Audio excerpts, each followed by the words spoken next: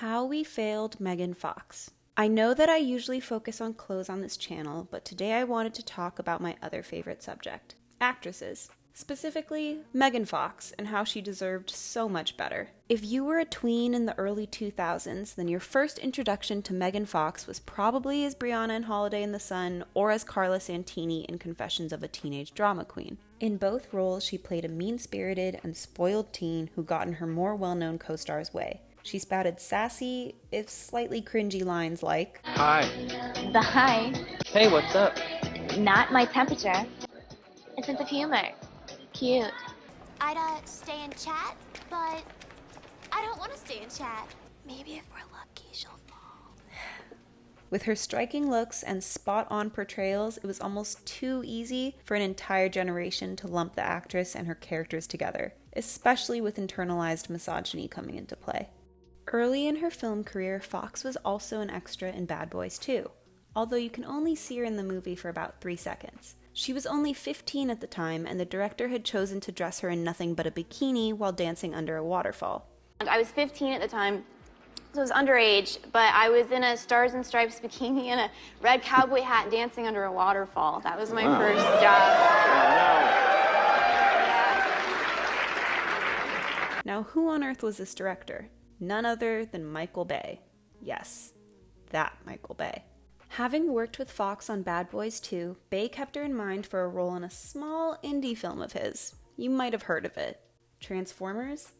In her audition for the film, Megan Fox was told to wash the director's Ferrari while he filmed her. I don't even know what to say about that. After succeeding in getting the role in Transformers, she continued to be sexualized by the director, with her character of Michaela Barnes being treated as eye candy throughout the first and second Transformers films. This portrayal catapulted Fox to the status of sex symbol, something that she herself has mentioned that she was uncomfortable with. Similar to other female sex symbols like Angelina Jolie or Marilyn Monroe, the media focused on Megan Fox's appearance above everything else, making her an easy target for gossip sites and tabloids who constantly brought up her weight, rumors of plastic surgery, and romantic history.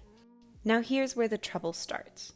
During the press for the second Transformers film in 2009, Fox, who is known to have a very dry sense of humor, revealed to Wonderland magazine that she thought that director Michael Bay was a nightmare to work with, and made a comparison to both Napoleon and Hitler.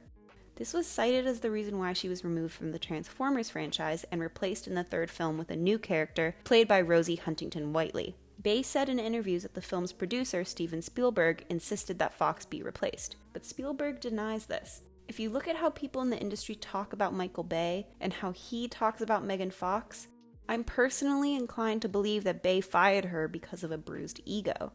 In response to her interview, members of the Transformers crew released a letter bashing Megan Fox's personality and work ethic, calling her an assortment of derogatory terms ranging from classless to princess to a straight-up bitch.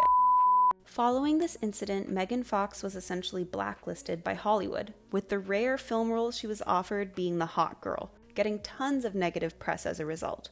I won't lie to you and say that these negative reviews weren't deserved, but many of these films were bad all around, so it's interesting to see how most of the reviews direct themselves at Fox. People love to say that she isn't a talented actress, but when you're given a role with no substance that is basically supposed to just stand there and look sexy, what are you supposed to do? I personally think that the main issue is not being given good material in the first place, because there's proof that when given the chance to play to her strengths, Megan Fox shines. Jennifer's body.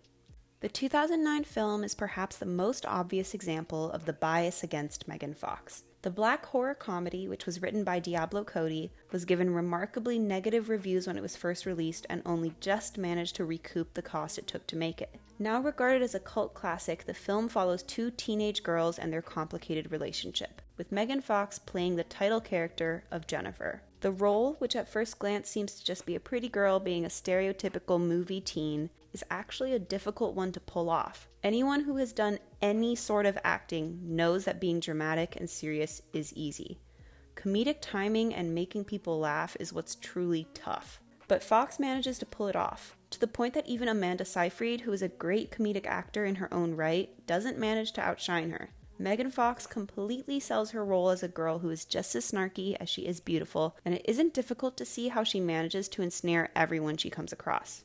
If you've actually watched the film and not just its over-sexualized trailer, you're probably aware of its brilliance. With Diablo Cody's quippy lines that are unbelievably memorable, the film subtly comments on a variety of subjects. From the blurred lines between best friend, lover, and enemy, the pressure to fit into society's definition of what makes a woman quote-unquote attractive, and above all else, the horrors of sexual assault and its lasting effect on its survivors. Some have called the film a revenge flick in disguise, but I, and I think other women, see it as much more than that. Hashtag #MeToo. For those unaware, the Me Too movement is more than a hashtag. While far from perfect, the movement is to thank for widespread media coverage and conversations about harassment and abuse within the entertainment industry, particularly the predatory behavior of people like Harvey Weinstein, Bill Cosby, R. Kelly, Kevin Spacey, and Matt Lauer. But unfortunately, I've seen little discussion of Megan Fox in these conversations, something that even she discusses in this 2019 interview with Diablo Cody. I'll include a little clip of their conversation here, but I highly recommend watching the entire interview. Not only does Megan Fox perfectly articulate the many ways she's felt excluded from feminism, but she also discusses the negativity that was directed towards her by the public and the entertainment industry. Like, I don't feel like there's a space in feminism for me. You know, even though I consider myself a feminist, I feel like feminists don't want me to be a part of their group. Megan Fox was the target of so much hate from so many different directions for years. And as someone who is older now than she was at the time, I can't imagine going through that sort of thing. Even to this day, she continues to be ignored in conversations about harassment in Hollywood. But what did she do wrong?